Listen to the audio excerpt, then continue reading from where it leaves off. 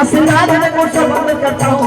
इसलिए कहना है कि जहर जहर जाई पड़े, जहर जहर जाई पड़े चल निशानी, जहर जहर जाई पड़े चल निशानी। अपना पवित्र रहो, अपना पवित्र रहो, अपना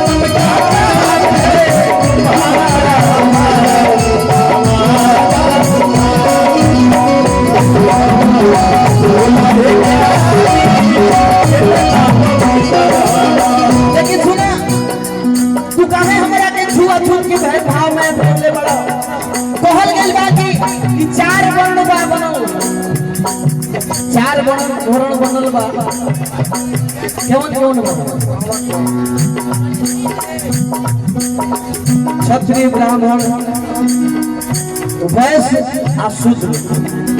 हमन के ज्ञानी लोग बतावेला कि तुम्हारी शरीरिये में ई चारों वर्ण बनल बा, ई तहरा शरीर में ही चारों वर्ण बा। का हमन के देखे ब्राह्मण कहले जाऊ, हमन के ब्राह्मण है, हमन के माथा, हमन के सिर है, ई दिमाग है, ये ब्राह्मण है, ये सोचेला, ये बुद्धि देला कि का का करे के बा।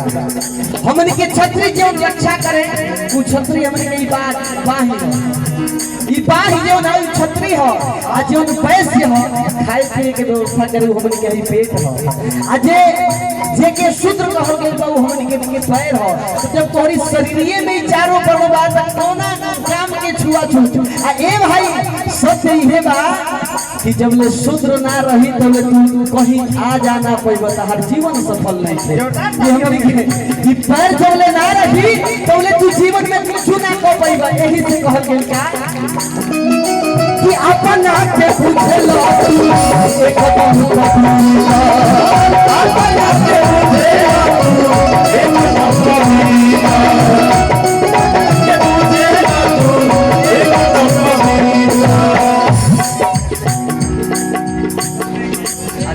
हमारे गार्जियन पर भैया आदरणीय श्री संतोष भैया मास्टर साहब की तरफ से ये 101 रुपये का आशीर्वाद, और आदरणीय बड़े भैया राम निवास चौहान जी आपकी तरफ से भी ये हजारों लाखों रुपये का आशीर्वाद। भैया को कुछ सादर वंदन प्रणाम। कहना है क्या कि अपन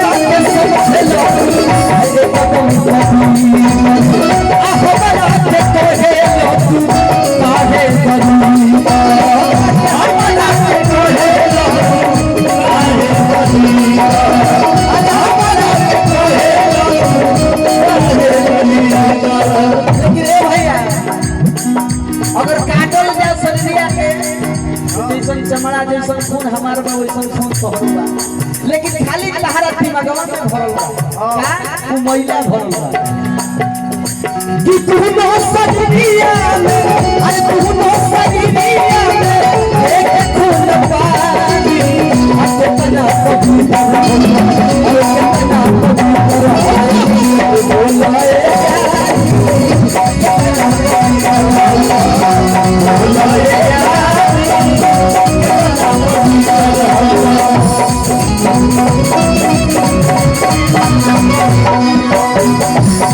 और अंतिम लाइन यही में सुना बताने के बाद फिर नम्रता जी के बुलाओ चाहबे से कि मन के भाई बहुत ही बेटी करत हलो कि कबले हो लेके भाई हमन के छोटी छोटी दीदी एक छोटे भाई से की लड़कियों को बुलावे ई तेरी सही है गा रहा है। ये अंतिम लाइन समर्पित करता है यही गीत का।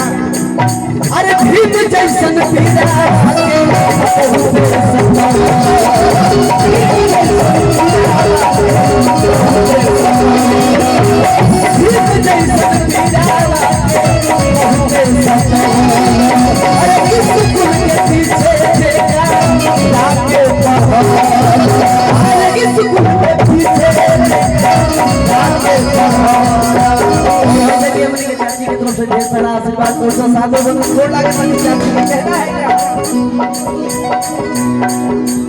अरे ई है